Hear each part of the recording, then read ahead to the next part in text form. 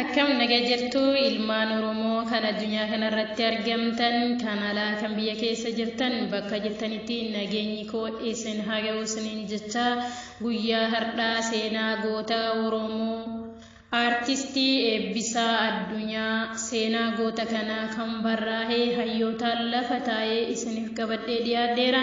Hanga dhumaatitti dhageeffachuu hin dagatina jaalalaaf kabajaan isin gaafadha. Ilmaan Oromoo qulqulluu kan taatan bakkuma jirtanitti nagaa isiniin jecha seenaa goota Oromoo artistii beekamaa kan diinni nurraa nyaatee qabsaa'aa mirga dhala namaa seenaa isaa akka armaan gadiitti qabadhee dhiyaadheera. Hanga dhumaa akka dhageeffattan jaalalaaf kabajaadhaan isin gaafadha. Seenaa qabsoo Oromoo keessatti qooda guddaa kan qabu weellisaa Eebbisaa Addunyaa hagayya 30 bara 1996 wareegame sirbitoota qabsoo uummata Oromoo daranuu jabeessuu hedduu gumaacheera. Eebbisaan artistii maqaa Eebbisaa Addunyaa maqaan dhalootaa Mucee Addunyaa fi Fiillee yookaan guyyaa dhalootaa bakka dhalootaa Dambidolloo guyyaa du'a isaa hagayya 30 bara 1996 bakka du'a isaa Finfinnee ogummaan isaa weellee abaawutti makamuusaa jechuudha. Bara 1991 odoo Eebbisaan ramaddii yuunivarsiitii argachuu jiru humni abaawoo abbuttii TPLF fi Adawaa fi impeelii mootummaa dargii kuffisan. Magaalaa Eebbisaan keessa jiraatu Dambidolloo keessatti abaawoon buufata waraanaa guddaa dhaabe. Yeroo san Eebbisaan haalli jireenya uummata Oromoo gabrummaa ta'uusaa waan hubateef akkasumas barbaachisummaa Oromoo hiraarsaa ofii murteeffachuu qabu waan itti amaneef kanaaf qabsaa'uuf jecha dhaqee abaawootti makame. Eebbisaan jalqaba akka dabaleetti kan leenji'e yoo ta'u dandeettii addaa waan agarsiisee buufata abaawoo kan Dambidolloo keessatti leenjii dabalootaa ta'ee muudame. Dandeettii waraanaa qofa otoo hin taane Eebbisaan dandeettii sirbaas ni qaba ture.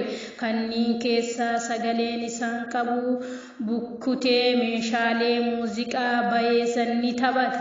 Sababa kanaaf Eebbisaan hawwisoo abaawootti makamee aadaa weellee fi eenyummaa Oromoo mul'isurraa gahee guddaa taphate. Bara 1991 fi 92 guutummaa isaa Eebbisaan Oromiyaa keessaa naannoo adda addaa kibba lixaa giddugaleessaa dhihaa deemee weellisaa ture. Sirbitoota isaa sirba aadaataan argaman. Ergaan isaa garuu kan warraaqsaa yookaan vokfeerinii kakaasaa turan. Eebbisaan sirbitoota isaaniitiin hacuuccaa uummata Oromoo ga'uu ifatti baasee kan ibsu yoo ta'u karaa ittiin Oromoo mirga isaa gaafatuu fi falmatu ni ibsa.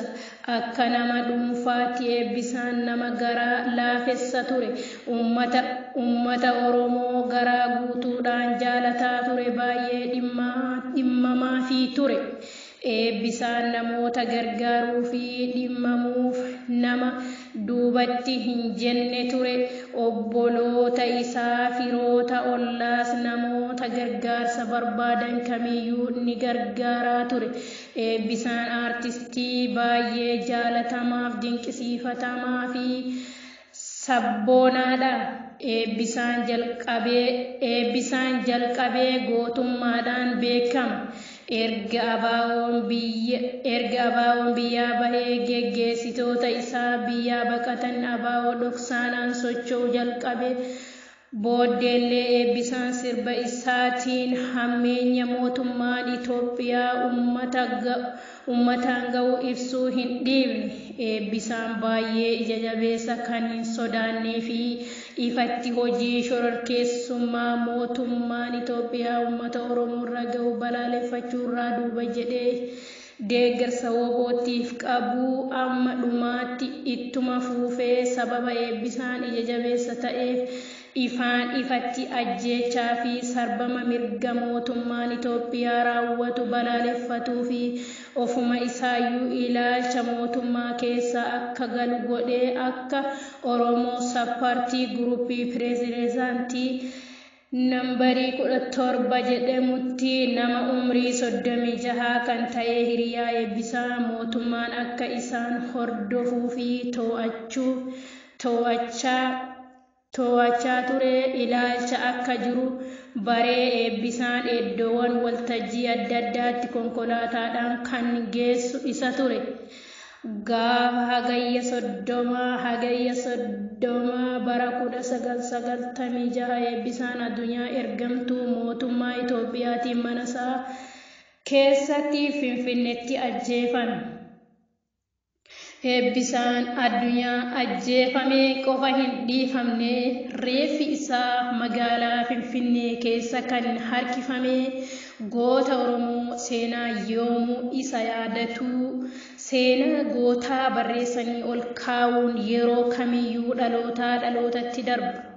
Eebbisaa addunyaa nama yeroo kamiyyuu seenaan isa hin daganne goota Oromoo leenca Oromoo kan sirbi isaa ergaa guddaa gabrummaa kana jalaa nu baasuuf tattaaffii guddaa qabu waan ta'eef akkasumas seenaa gootota Oromoo hunduma isaaniitiyyuu kanayyuun barreeffamee lafa kaa'amee yeroo hundumaa barreeffamee kan lafa kaa'e dubbisee seenaa isaanii isiniif dhiyeessuu danda'a. Waan dhaggeeffattaniif galatoomaa. Yoo dogongoras qabaadhe sirreeffadhu iddoo kanatti hanqinni qabda jechuun na jajjabeessaa isiniin jedha. Seenaa gootaa odeeffannoo wanta kitaaba garaagaraa dubbisee qabadhee dhiyaachuun kiyya hin oolu waan ta'eef na of oolchaa yuutuubii kana sabiskiraayibii laayikii gochuu hin dagatinaa.